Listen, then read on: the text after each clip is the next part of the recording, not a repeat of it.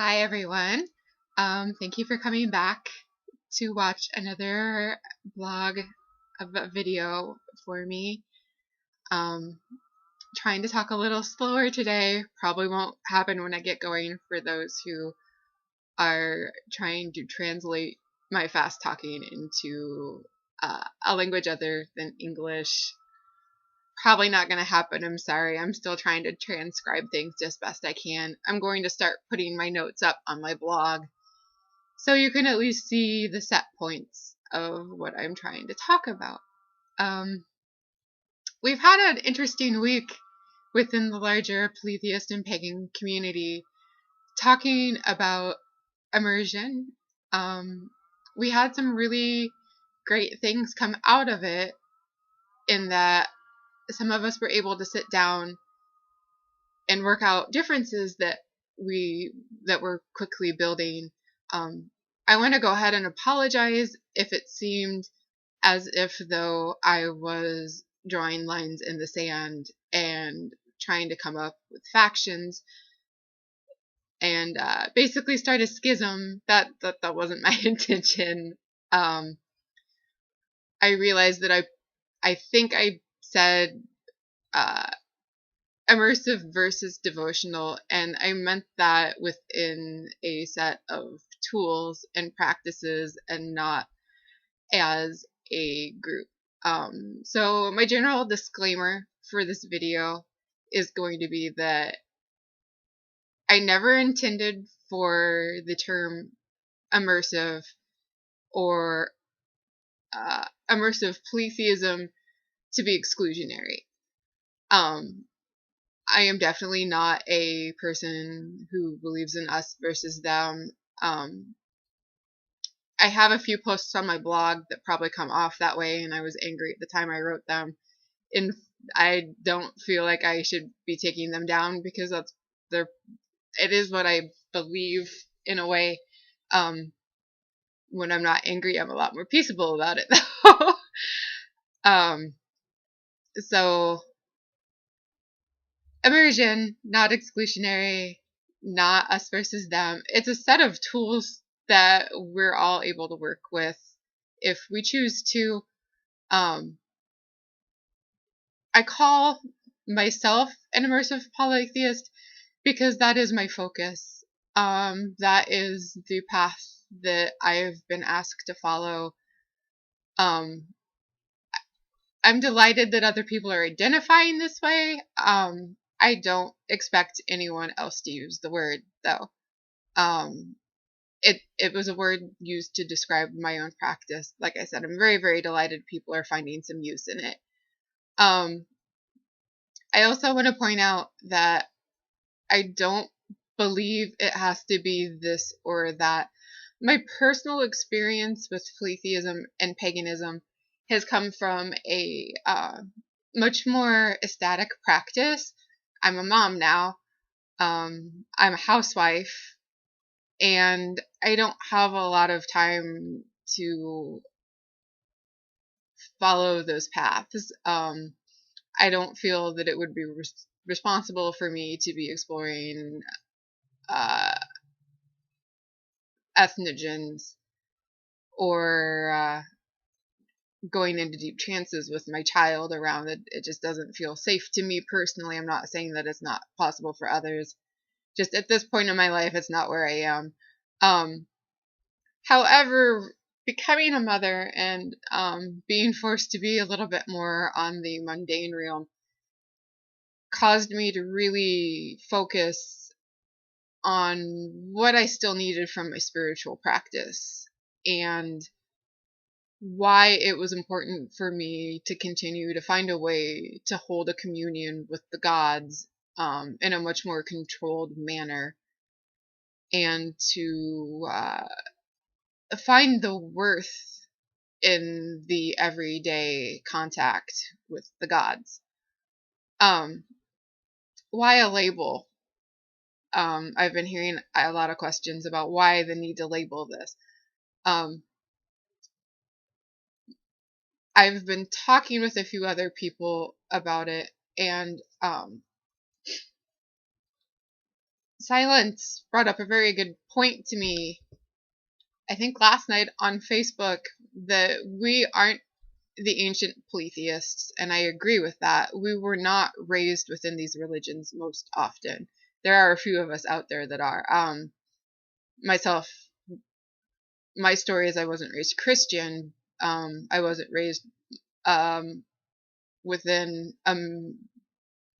Abrahamic faith or by monotheists, but I wasn't raised in the religion that I practice now. Because of that, we haven't been immersed in these religions.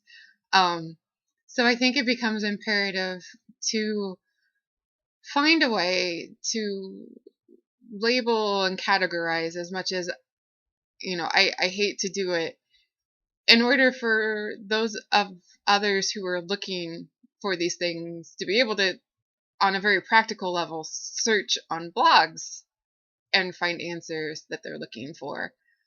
Categorization isn't always a bad thing. Ease of finding tools and helping people learn with a quick Google search is very helpful. When I finally learned the term God spouse, for instance, I had a heck of a time finding information on it. There wasn't a lot out there on the practical level, but as I've dug further into what other God spouses are talking about, I've discovered that without that common vocabulary there, people are missing out on a lot of information that we're wanting to get out there. So I feel that it's important to put some labels to things and hopefully get some sort of consensus eventually on what we want to call the things that we're doing. I just feel it's important.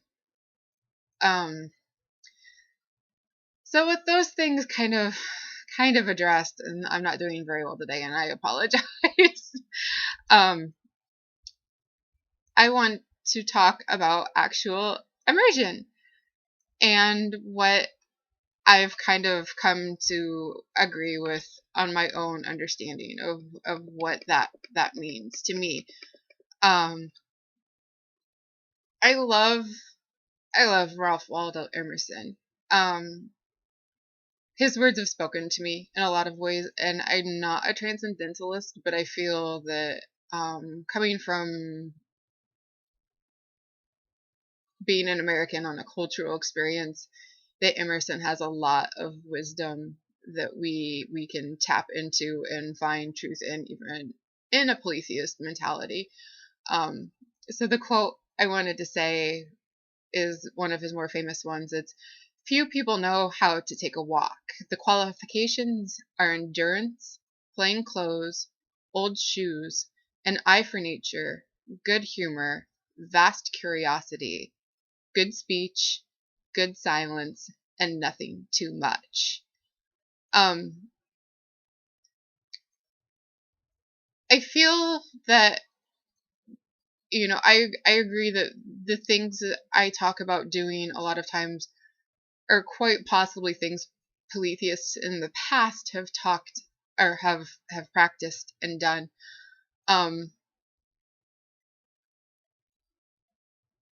However, we weren't raised that way, so we have to learn how to redo these things. For me personally, immersion is a contemplative practice. It doesn't require extreme asceticism. It is somewhat monastic in thought, except for, I have a partner, I have a child, I have a family life going around me at all times. So what I needed when I stepped into this place was a way to center and connect during regular tasks. My mortal spouse is in school, and we both have fatigue problems with the disabilities that we both have. If I don't do my housework, the house falls apart. And because some days that's all I have energy for, I had to figure out a way to connect with my gods. When my head hits that pillow at night, I'm usually out within 10 minutes. I don't have, the ability to stay awake to connect with them and do a lot of just meditation. Fatigue plus exhaustion from a lot of movement means that I have to find a way to embrace walking, and walking meditation.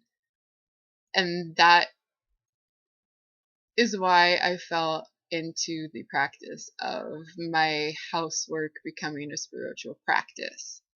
The mention in a lot of ways of Roman practice and the Roman polytheists was that the women were in charge of the spiritual home. And I don't believe in shoving one gender into that role, but I do believe that we have some things to learn about that. And since I am in a traditional gender role, being a housewife and a mom, I've found that worth in going back to what the Romans practiced, and sort of figuring out how to connect while being in the day-to-day life.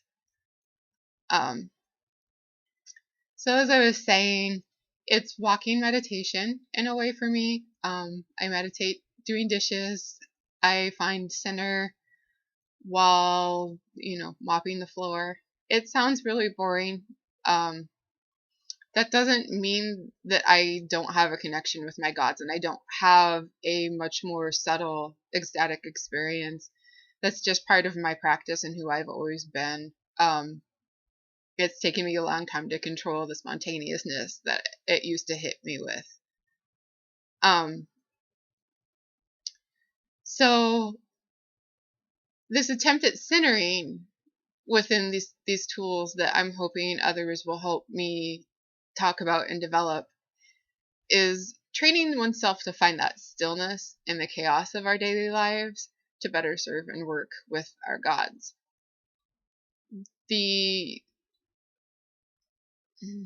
I'm trying.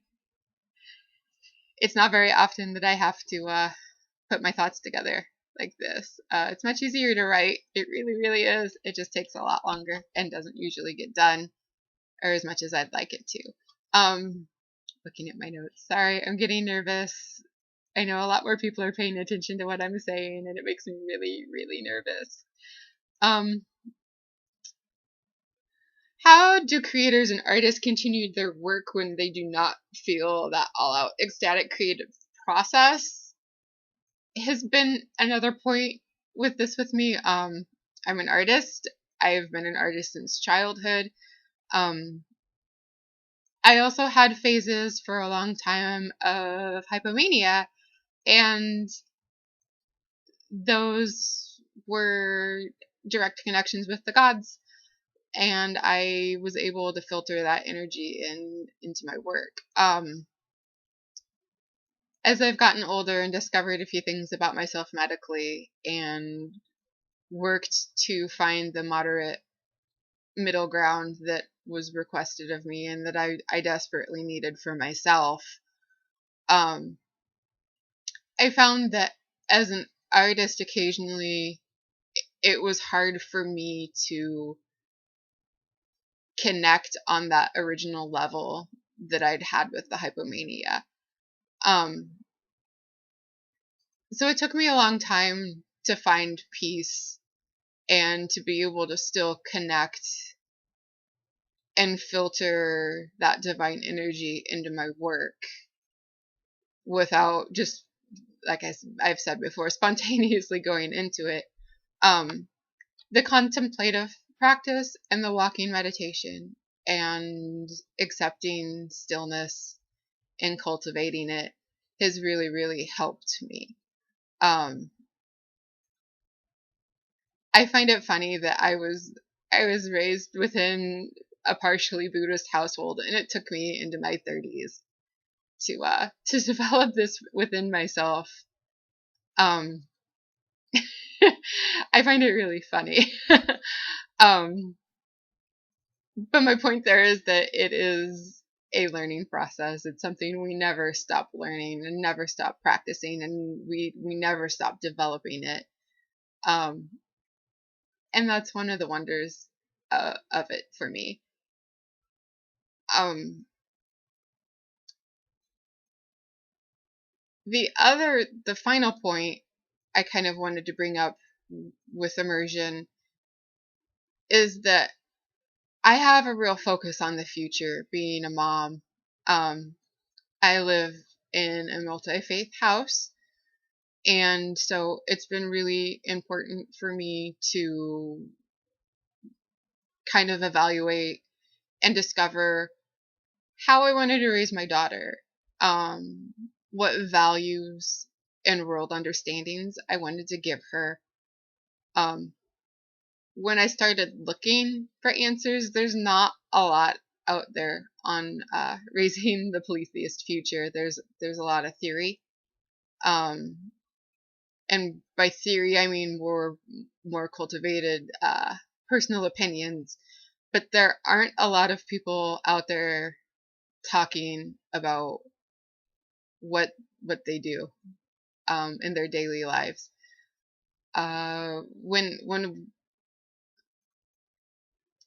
When we talk in the Roman community, we talk about how our sources are really a lot better than other groups and traditions. We have a lot more sources. We still have this problem where our sources will be in the middle of a rite or a ritual, and they'll say, and then they carry on in the typical fashion. We don't know what the typical fashion is, because they're living a religion that they were born into. We don't have that. But we have the ability to create that again, to the point where someday, ideally, these very basic, this is how we do things, this is the way we pray for purification while bathing, those things aren't needed because they've always been there for the next generation. And we do need more people talking about this. We need to be putting sources out there for those who are, contemplating children or in the middle of raising children. I'd really like to get that discussion going more. A lot of our leadership right now aren't in that place in their life, and they choose that, and that's great. It really is. I think that there's room for all of us at the table. But we need people stepping up who are parents, very, very busy parents, like myself, who can talk about what it's like to raise a child within a polytheist household. We need to be discussing what practices and values we wish to have our children immersed in from birth. See, immersion. That's where I came up partially with the term, is because I want my daughter to be immersed in this religion to the point where it is second nature to her. We want them to have these practices and for them to be immersed in it so that the labels that we come up with today are no longer needed. So when we get to a certain point in our future, we're able to say, but this is the way things are always done. It doesn't need a label. This is just what it means to be a polytheist. So I hope to get that conversation going a little bit more. There's a hard balance there because I want to protect the privacy of my daughter. And I really feel that it's important for us to protect our children. There has to be a balance there, though, that we need people talking about this, like I said. But we need to be talking about how do we want to instill these values on our children in a way that the child will hopefully go on to honor the gods as adults who are capable of thinking it for themselves. Hopefully they continue to find those values meaningful and true in their lives. And what tools do we want to give the future? What gifts do we want to hand them? When we talk about traditions, where do we want our children to be within them? A lot of people are working on mystery traditions, and I am very excited about it. That is where my real interest lies, with my own personal cultivation of self and religion. But I feel that there's that baseline practicality behind it that needs to be examined more closely. And that's one of the reasons why I felt it necessary to put a label to these practices. I'm at the end of my notes. I want to invite everyone to get involved in this dialogue in a civil manner. I feel that a lot of us have things to say. A lot of us are wanting to talk about the future and how we can build a community and build things together in a working way. Again, I want to apologize if anyone felt attacked by what I said. That really was never, ever my intention. So I hope that people can open up and start talking about this in a compassionate way. That we all come to the table realizing that we're adults and we don't have to agree, and we can still all work together to build a beautiful, vibrant polytheist community. In history, the polytheists gave us so very much, and I feel that we can return to that and we can build that greatness back. But we need to be working together. And I'm very, very excited that conversation is coming up a lot more in our general communities conversations. So please respond. You don't have to video blog. You are more than welcome to put a comment on my blog or in my email. I'll put the links there. And I guess that's it. Thank you so much for listening, and may you have a blessed day.